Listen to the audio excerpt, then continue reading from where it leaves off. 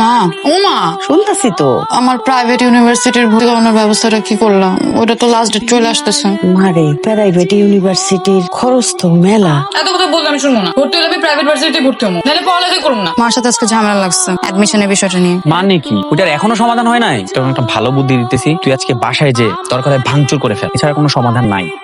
Doctor সাহেব, আমি আপনার কাছে কোনো টাকা পয়সার সাহায্য চাইতে আসি নাই। আমার একটা কিডনি আমি বেচা ফেলাইতে চাই, আমার দরকার কিডনি বেচন। আপনি এসব কি আবল তাবল কথা বলতেছে? জি ডাক্তার সাহেব, আমার মায়ের স্বপ্ন প্রাইভেট ইউনিভার্সিটিতে পড়বো আর কি।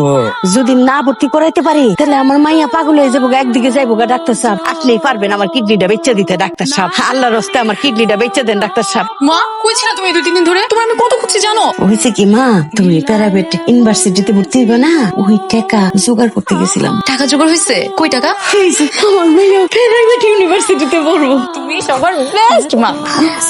কিছু না তোমার মা, তোমার মুখ তেমন ফ্যাকাশে লাগতেছে কেন? দেখি কই ব্যথা পাইছো তুমি? না বেটা, ব্যান্ডেজ কেন লাগানো এখানে মা? একজনের একটা কিডনির প্রয়োজন ছিল তো, কিডনিটা দিয়ে দিছি। টান টান, আবার টান, আবার টান।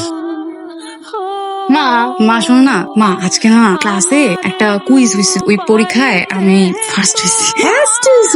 মাশাআল্লাহ, মনোযোগ দিয়ে লেখাপড়া করিস মা। মনোযোগ দিয়ে পড়ালেখা করতে হলে তো আর ভালো মানের ফোন লাগতো।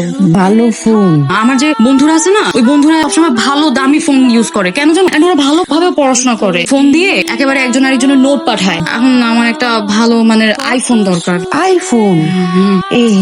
এই ফোন আমি কই থেকে মা মা মা, একটা কাজ করো, তুমি গ্রামে যাও, গ্রামে গিয়ে হচ্ছে জমিটার ব্যবস্থা করো। কি পাগল হয়ে গেছস? ওই বসত ভিটাটা শেষ সম্বল। এত কথা না, আমার অনেক ক্ষুধা লাগছে, আমি যাই তো। ক্ষুধা লাগছে, তুমি ভাত মারো তাড়াতাড়ি। হায়, এই ছেলের সাথে কিরকম পোশাক পিন্দা। এই মাইয়ার আমি নিজের কিডনি বিক্রি করে ভার্সিটিতে ভর্তি করাইছি, নিজে চলতে পারি না, আমার পেটে বিষ করে। এই মাইয়া আমার নেশা করতেছে। কি ব্যাপার, এত দেরি করে আসলাম, কই ছিলাম, কেন এত দেরি হইলো? কোনো প্রশ্ন যে করতেছো না? আমার কোনো প্রশ্ন নাই। ঢং যত সব ভন্ডামি করতেছে আমার সাথে। ভাবছে এরকম ভন্ডামি করে টাকা না দিয়ে পার পাওয়া যায়। তোর মতো ভন্ড কুলাঙ্গার মাইয়ারে আমি আর 1 টাকাও দেব না। কি বললা? আবার বলো তো। তোর মতো বদমাইশ নেশাখোর মাইয়ারে আমি আইফোন তো দূরের কথা, কোনো কিছুই দিব না। কি এত বড় কথা? তোর তো আমি আর একটা যদি এরকম কথা বলছ না, তাহলে বডি দিয়ে তোরে কোপ দিয়ে পাড়া করে দিব। তুই তোর মায়ের কোপ দিতে চাস? হ, তুই যদি আমার টাকা না দেস, তাহলে এই বডি দিয়ে তোরে কোপ দিতে আমি 2 বার বাঁধবো না।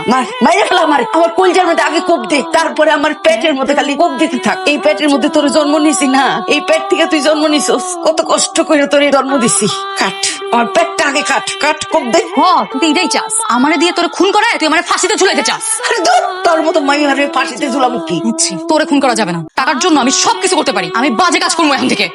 আমার মাইয়া হইয়া তুই এত খারাপ কথা কইতে পারস? তুই খারাপ কাজ করবি? তুমি আমারে মারলা, আমিও তোরে বলে দিলাম টাকার জন্য আমি সবকিছু করতে রাজি। আর কালকের মধ্যে যদি আমি টাকা না পাই না, এই বাসায় কিয়ামত হবে।